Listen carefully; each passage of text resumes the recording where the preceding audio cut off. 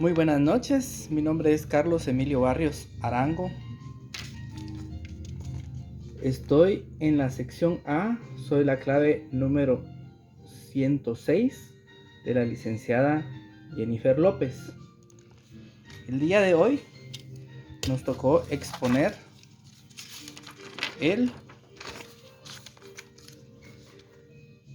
título número 2, contrataciones mercantiles particulares, en el capítulo 1 de la compraventa mercantil.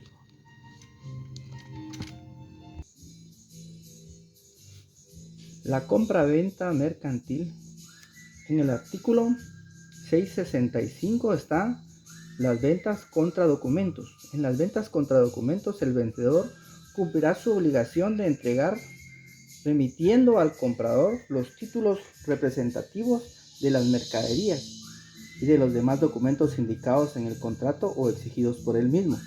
Salvo pacto en contrario, el pago del precio deberá hacerse en el momento en que se entregue el documento, sin que el comprador pueda negarse a efectuar el mismo, alegando defectos relativos de calidad o al estado de las cosas, o no ser que tenga prueba en contrario. Este contrato, por el cual el vendedor transfiere la propiedad de una mercadería o cosa mercantil al comprador, cuya obligación es pagar el precio.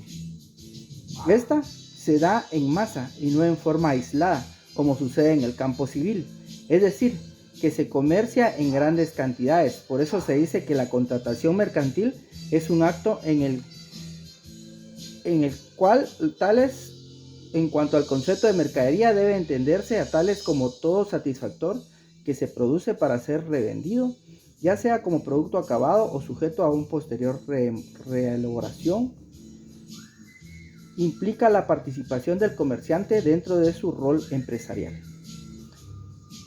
La participación de los comerciantes puede ser de dos extremos subjetivos del vínculo al comprador y al vendedor. Se caracteriza por ser unos contratos bilaterales, onerosos, conmutativos, consensuales, principales y traslativos de dominios. Sus elementos personales son el comprador y el vendedor, los dos, y uno de estos sujetos tiene que ser comerciante y encontrarse actuando dentro de su actividad empresarial. Sus elementos reales son la cosa y el precio. La cosa son las mercaderías y el precio es la contraprestación a cargo del comprador. Esta debe de ser real y cierto. Real para que el contrato sea gratuito y cierto en cuanto a debe ser determinado o determinable por los contratantes. Otro de los elementos es formal. La forma del contrato de compraventa varía según la mercadería enajenada. No hay fórmula general dependiendo del negocio en particular. Entre las modalidades está la venta contra documentos y la que nos interesa a nosotros, que está del artículo 696 al 702, que es la venta de cosa en tránsito, en la que se establece que se puede negociar un objeto que está en tránsito. En este caso, el comprador tiene la facultad de resolver el contrato si el objeto no llega en buen estado o en la fecha acordada. En el tráfico comercial se da la particularidad de que si en los documentos entregados el portador se encuentra la póliza de seguro de transporte, los riesgos, todo esto se le conocen como las modalidades que se desarrollan en términos internacionales de comercio, que por sus siglas se conocen como Incoterms, las cuales se encuentran reguladas en nuestra legislación desde el artículo 697 al 702. En la venta o FAO, que es free on board o libre a bordo, puerto de embarque convenido, según este artículo que está regulado en nuestro Código de Comercio en el 697, este es el tipo de venta. La cosa objeto de contrato deberá entregarse a bordo de un buque o vehículo que haya de transportar en un lugar y tiempo convenidos, momento a partir del cual se transfiere los riesgos del comprador.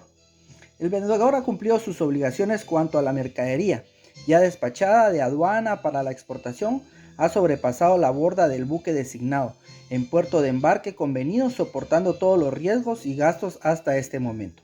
El comprador corre a partir de ese momento con todos los riesgos. Esta posición de intercom solo puede ser usada en transporte marítimo, fluvial o lacustre. Suele ir acompañado del puerto de carga elegido. En este negocio se habla del precio FOB, y este comprende el valor de la cosa más los gastos, impuestos, derechos que se causen hasta el momento de la cosa esté a bordo en medio del transporte. El FOB estimado debe ser pactado expresamente por las partes, como queda el reparto de los gastos y el riesgo del estimado y trincado por las mercaderías. El segundo es el venta FAS, Free Alongside, que significa franco al costado del buque, libre al costado del barco, puerto de embarque convenido. El vendedor ha cumplido las obligaciones cuando ha depositado la mercadería al costado del buque, sobre el muelle o barcaza. Atención al uso y costumbres de los puertos o sectores, así como las características técnicas del puerto de carga para evitar los sobrecostes. En el puerto de embarque convenido, soportado todos los riesgos y gastos hasta el momento, el vendedor corre a partir de este momento con todos los costos y riesgos de la mercadería. Suele ir acompañado del puerto elegido de carga a elegir, o sea, si está embarcado en China, va a decir si va a ser recibido aquí en Santo Tomás de Castilla, en Guatemala, por ejemplo. El Código de Comercio al respecto establece que el artículo 198, que este tipo de venta aplica lo mismo que en el libre a bordo, con la salvedad que el vendedor cumplirá su obligación de entrega al ser colocadas las mercaderías a un costado del buque o el vehículo. Desde ese momento se transfieren los riesgos del comprador.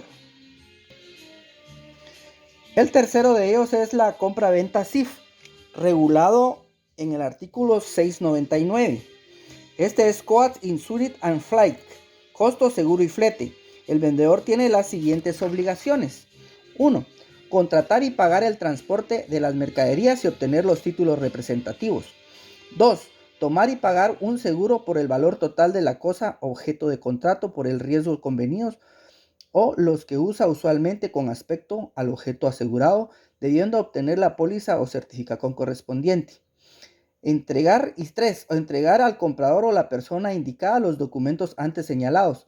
En esta compraventa los riesgos son por cuenta del comprador desde el momento en que la mercadería es entregada al porteador. La obligación de pagar el precio nace cuando el comprador recibe los títulos representativos y la póliza de seguros. El vendedor no contrata el seguro en los términos convenidos o fuerza de lo que se acostumbra. En el caso específico, deberá responder por los riesgos que hubiera tenido. Hay que destacar que este seguro solo tiene obligación de ser de cobertura mínima. Si se desea mayor cobertura, debe de ser pactado expresamente. Hay que aclarar que el riesgo sigue siendo por cuenta del comprador desde que la mercadería cruza la borda del buque, pero que el vendedor tiene la obligación de contratar el seguro al que hemos hecho referencia. Suele ir acompañado del puerto de destino. El CIF o estimado debe ser pactado expresamente por las partes como parte del reparto de gastos y riesgos del estimado y trincado de las mercaderías. Igualmente es necesario esta especificación expresa de costos y riesgos para el CIF desembarcado. En el Código de Comercio se encuentra regulado desde el 699 al 706. Y la venta CIF, el vendedor, que se significa en sus siglas Cost and Flight, o sea, costo y flete. El vendedor ha de pagar los costos y fletes necesarios para hacer llegar la mercadería al puerto destino convenido, lo que incluye todos los gastos de exportación y despacho aduanero incluido. No obstante, el riesgo de pérdida de daño de la mercadería, así como cualquier otro gasto adicional, ocurre después de que la mercadería haya traspasado la borda del buque, corre por riesgo del comprador. Así es, compañeros, que prácticamente los contratos que nosotros vemos en este momento son más utilizados para los buques de carga. Aquí en Coatepeque, que yo soy de Coatepeque, tengo una persona que hace importaciones. Él trae desde China hasta aquí Puerto Santo Tomás de Castilla. Él prefiere hacer siempre esto de que él corre el riesgo. Y entonces, todos estos, las diferencias es que unos desde que sale de la mercancía de la fábrica, pasa el riesgo al comprador. La otra es la que está a la par del buque, es el que cuando se embarca y él paga todo. Entonces aquí ya se paga, ya estando la mercadería aquí, ya se paga el flete, se paga los seguros y se paga lo que hay que pagar en la SAT. Porque también todo eso debe de ir con una declaración en la cual indica qué es lo que trae, los precios en el mercado internacional, para poder tener aquí también su propio precio de lo que va a pagar de impuesto, ¿verdad? Y así que muchas gracias por su atención. Muchísimas gracias. Recuerden, mi nombre es Carlos Emilio Barrios Arango, sección A, clave 106.